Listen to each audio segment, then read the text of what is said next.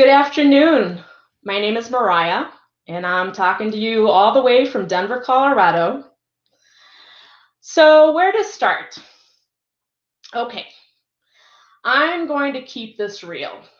One of the Eden principles I used to avoid teaching was Principle 8. And I would ask my coworker, can you please cover this one?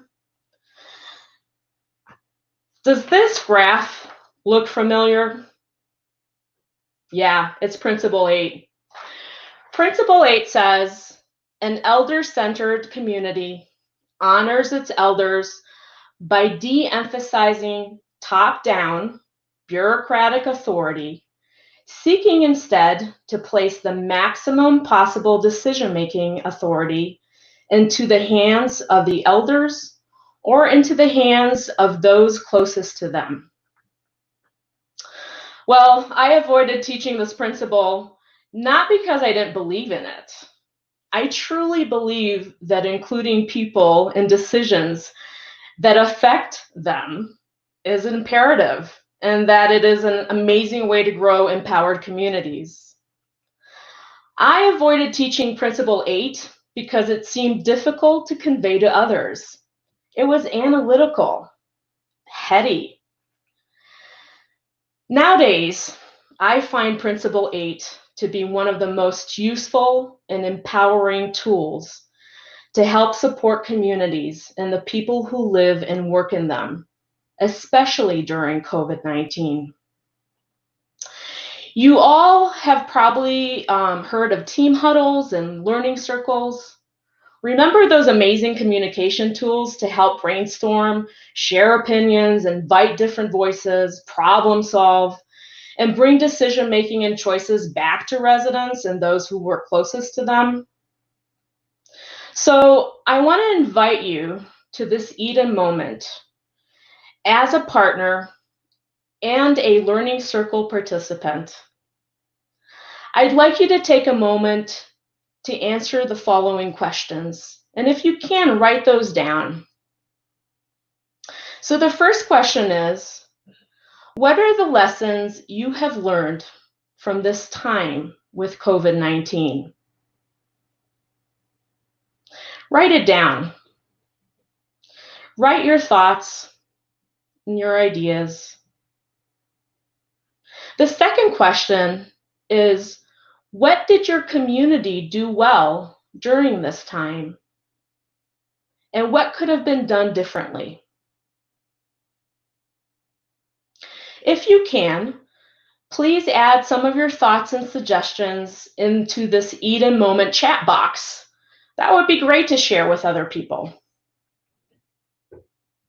Now, or rather after this Eden Moment, invite your care team and elders to a learning circle, whether it is virtual or with physical distance, and practice this simple yet powerful tool. Practice learning circles daily. Include people in directing their daily life choices and decisions. Use this tool to ask, what should we have on the menu this month? How do we want to celebrate the 4th of July? How can we improve our daily bathing schedules? Are you comfortable with outdoor visits? How can we better support our friends living with dementia? What can we do better to prepare if another outbreak happens in our community? I'd like to take these last few moments to share some responses from residents and team members across the communities that I work with. They were asked the same questions I posed to you at the beginning of this Eden Moment. I believe their thoughts and suggestions will resonate with all of you. So far, from our care partners, here are some of their responses. I learned how important relationships are during this time, that spending time with each person, listening, providing comfort and validation is so important for the well-being of each individual. We have to be flexible and wear different hats to meet the needs of residents. I can do hair, and there was a need for that. Another care partner related that social and physical interactions are vital to the well-being, more so than I ever realized.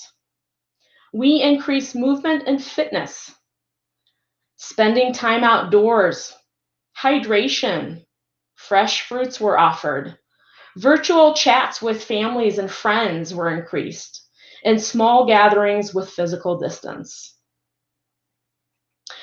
Another care partner offered these insightful things. Don't fill up time with meaningless activities. It's better to focus on quality, not quantity.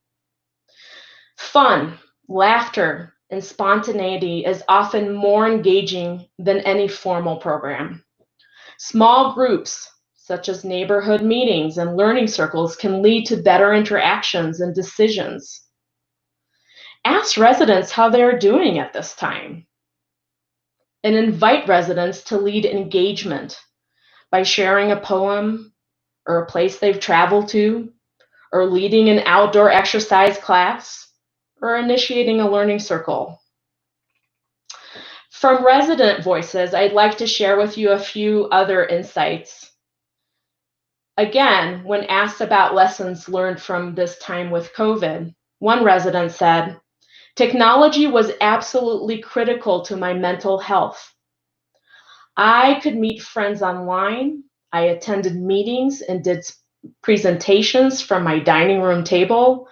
I went to my Italian class via Skype. I got books online.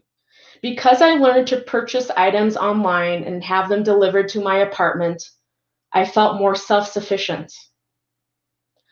She also shared that she believes the residents trusted the executive director in the community to make decisions for them during this crisis.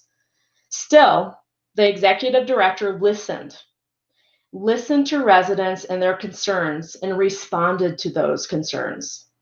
His communications were excellent. I believe the foundation of a person-centered community helped with our situation.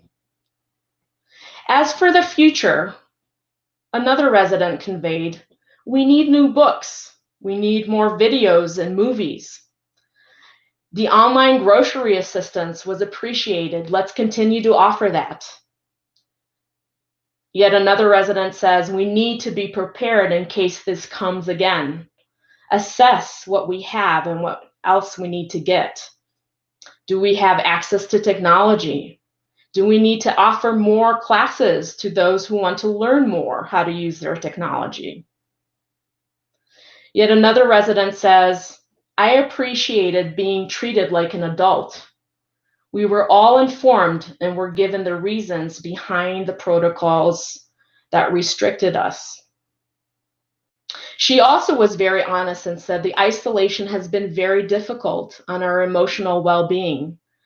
I want to be better prepared to deal with the stress and loneliness that are caused by isolation and restrictions." And finally, a resident shared, "I used to feel that my contributions really enriched the lives of my neighbors in the community. When COVID-19 struck, I felt those purposeful opportunities were gone. I felt diminished. I finally learned that it was just as important to do small things like stopping by a neighbor and saying hello, checking in, offering them support or a good book to read. I can still be useful." I want to thank the care partners and residents of Christian Living Communities and Cappella Living Solutions for giving me permission to share their thoughts and opinions. And this is the end of my Eden moment and the beginning of yours. Thank you for joining me today.